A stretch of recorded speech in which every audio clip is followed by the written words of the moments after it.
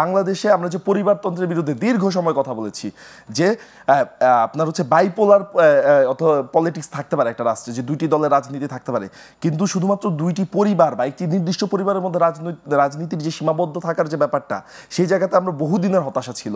সেখানে আমরা বলেছি যে একজন ব্যক্তি সর্বোচ্চ 10 বছর প্রধানমন্ত্রী হিসেবে দায়িত্ব পালন করতে পারবেন তার জীবদ্দশায়।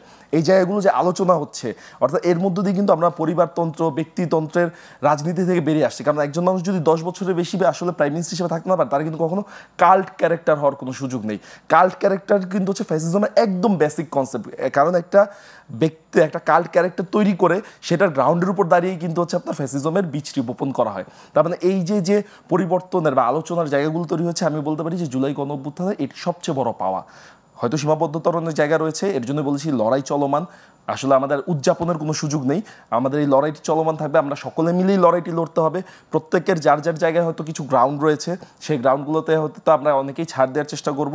এবং একটা প্রত্যাশার জায়গা, এবং আপনি যদি দেখেন যে বাংলাদেশের মানুষ এখন বিশ্বাস করে যে ক্ষমতা কারো পক্ষে কুক্ষিগত করা সম্ভব না। সাধারণ মানুষের মধ্যে কনফিডেন্স আসাটা অনেক বেশি গুরুত্বপূর্ণ ছিল। বাংলাদেশের মানুষ এখন মনে করে যে একটি রাজনৈতিক দল যদি ক্ষমতায় যায়, বাংলাদেশের মানুষের মধ্যে সেই কনফিডেন্সটি আছে। তারা যদি জনগণের পারপাস সার্ভ না করে, তাহলে সেই সরকারকে তারা অবশ্যই তাদের সেই অবস্থানে নিয়ে আসতে পারবে। অর্থাৎ জনগণের পারপাস সার্ভ করার জন্য তাদের যে অ্যাকাউন্টেবিলিটি, সেই অ্যাকাউন্টেবিলিটি জায়গাটি নিশ্চিত করতে পারবে। পাবলিকের এই কনফিডেন্সটি না, দেখেন জুলাই বারবার আসবে না, জুলাই বারবার আসবে না। আবার এইটাও মনে রাখবেন, হাসিনার মতো যে ফ্যাসিজম, সেই ফ্যাসিজমও কিন্তু বারবার আসবে না। অর্থাৎ বাংলাদেশের প্রেক্ষাপটে কোনো রাজনৈতিক দল চাইলেও তার পক্ষে এখন ফ্যাসিস্ট হওয়া সম্ভব না। তাহলে ফ্যাসিজম মানে টিকিয়ে রাখার কথা আপনারা কেন বলেন? যে না, আমরা ফ্যাসিজম টিকিয়ে রাখার কথা বলি না, আমরা বলি ফ্যাসিজম ফিরিয়ে আনার অনেকের বিরুদ্ধে আপনাদের অভিযোগ যে ফ্যাসিজমকে টিকিয়ে রাখতে চায়, রাষ্ট্র কাঠামোর পরিবর্তন যারা বেশি করে চায় না। না, সেটা তো হচ্ছে শাসন ব্যবস্থার যে ফ্যাসিজমের কনসেপ্ট, ঠিক আছে, সেই ফ্যাসিজমের কনসেপ্টে তো আমরা এখন পর্যন্ত পরিবর্তন আনতে পারি নাই। আপনি এনবিআর এর হচ্ছে নতুন যে সংশোধন করা হয়েছে, এনবিআরকে ভেঙে দুইটি ফরম্যাট করা হয়েছে। আপনারা দেখছেন যে এখনও রাষ্ট্রীয় যে হচ্ছে কর্মচারীরা তারা আন্দোলন চালাচ্ছে। আমরা সচিবালয়ে আন্দোলন দেখতে পেরেছি। সেটি হচ্ছে আপনার ব্যুরোক্রেসির যে মানে একটা তীব্র বন্ধন, ব্যুরোক্রেসির হচ্ছে পাবলিককে হচ্ছে মানে তারা হচ্ছে পাবলিকের মাস্টার হিসেবে নিজেদেরকে মনে করে, তারা পাবলিককে সার্ভ করে না। এই জায়গাগুলোতে তো এখনো পরিবর্তন আর বহু পথ বাকি এবং বহু লড়াইও বাকি এই জায়গায়। আসলে আপনি আমলাতন্ত্র বলেন, রাজনীতির অপচর্চা বলেন, এগুলো তো বহু বছরের সমস্যা।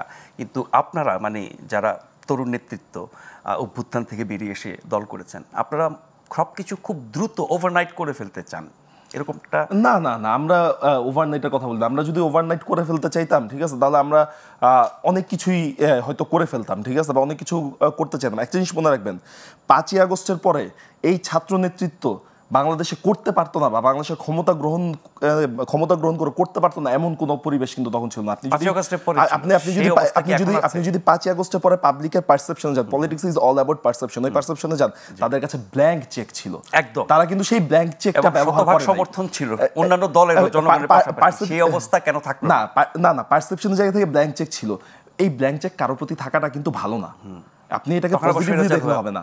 এই ব্ল্যাঙ্ক চেক কারোর প্রতি থাকা ভালো না। তখন কিন্তু এই ছাত্র নেতৃত্ব কিন্তু হচ্ছে সকল রাজনৈতিক দলের অংশগ্রহণ নিশ্চিত করলো, সকলের সাথে বসলো, প্রত্যেকের সাথে বসে কিন্তু হচ্ছে এরপরে কিন্তু এই সরকার গঠন প্রক্রিয়া 8ই আগস্টে যে সরকারটি আসলো। এবং এই জায়গাতে অনেক ভুল ত্রুটি, অনেক জায়গায় শেখার বিষয় আছে, অনেক জায়গায় হারানোর বিষয় আছে। কিন্তু এই জায়গা থেকে কিন্তু হচ্ছে আমরা আলটিমেটলি একটা প্রসেস ডেভেলপ করতে পেরেছি। কারণ ডেমোক্রেটিক প্রসেসে আপনাকে হচ্ছে সব কিছুই একটা প্রক্রিয়ার মধ্য দিয়ে যেতে হবে।